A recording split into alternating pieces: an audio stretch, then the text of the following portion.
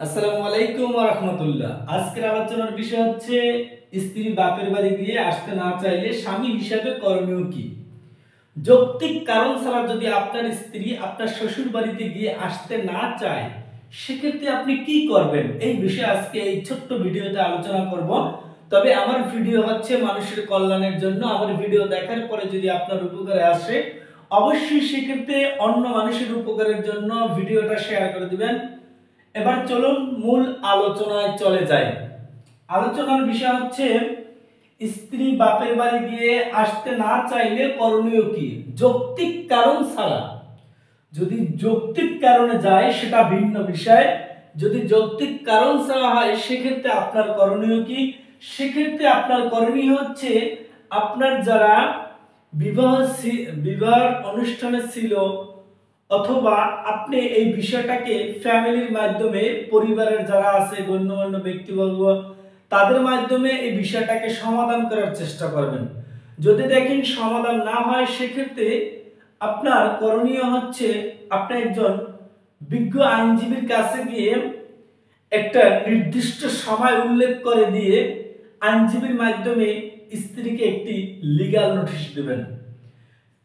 যদি সে না আসে ওই সময়ের মধ্যে, তারপর যদি আপনার বিরুদ্ধে কোনো মিথ্যা মামলা দায়ের করে যে আপনি যৌতুক দাবি করেন অথবা আপনি নির্যাতন করছেন, দেখবেন বেশিরভাগ ক্ষেত্রেই কিন্তু এই ঘটনাটা ঘটে যে স্ত্রী বাপের বাড়ি গিয়ে তারপর স্বামীর বিরুদ্ধে একটা মিথ্যা যৌতুক মামলা করে দেয়।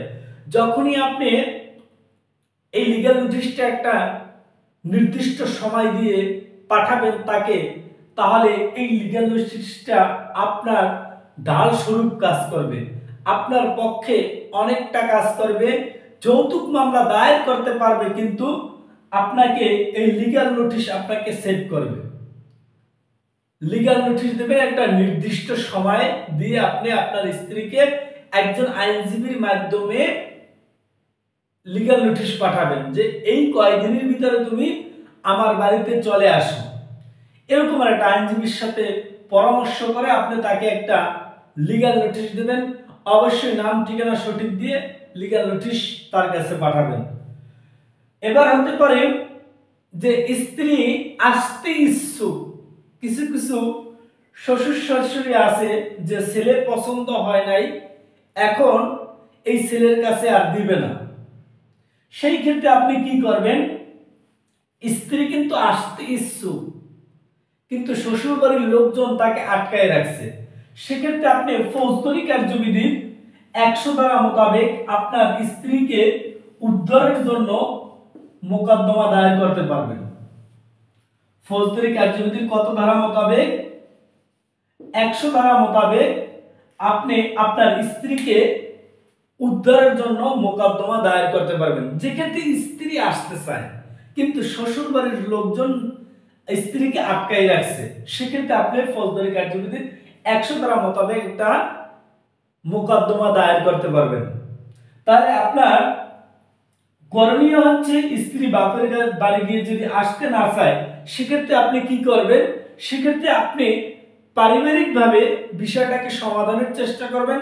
যদি না হয়, আর কোনো কারো কাছে যাওয়ার দরকার নেই, একজন বিজ্ঞ আইনজীবীর কাছে গিয়ে একটা নির্দিষ্ট সময় উল্লেখ করে একটা লিগ্যাল নোটিশ দেবেন। এরপরে যদি যে ক্ষেত্রে স্ত্রী আসতে চায় কিন্তু শ্বশুর বাড়ির লোকজন যদি আটকায় রাখে, সেক্ষেত্রে আপনি ফৌজদারি কার্যবিধির 100 ধারা মোতাবেক স্ত্রীকে উদ্ধারের জন্য মোকদ্দমা দায়ের করবেন। এটা হচ্ছে স্ত্রী যদি আসতে চায়। আর যে ক্ষেত্রে স্ত্রী পালাইয়া যায় স্বামীর গহনা টাকা পয়সা নিয়ে, সেক্ষেত্রে আপনি থানায় একটা জিডি করবেন। তবে যদি ভিডিও ভালো লাগে অবশ্যই অন্যের উপকারের জন্য শেয়ার করে দিবেন। সবাই ভালো থাকবেন, সুস্থ থাকবেন, আইন জানবেন, আইন মানবেন, নিরাপদে জীবন যাপন করবেন। আসসালামু আলাইকুম।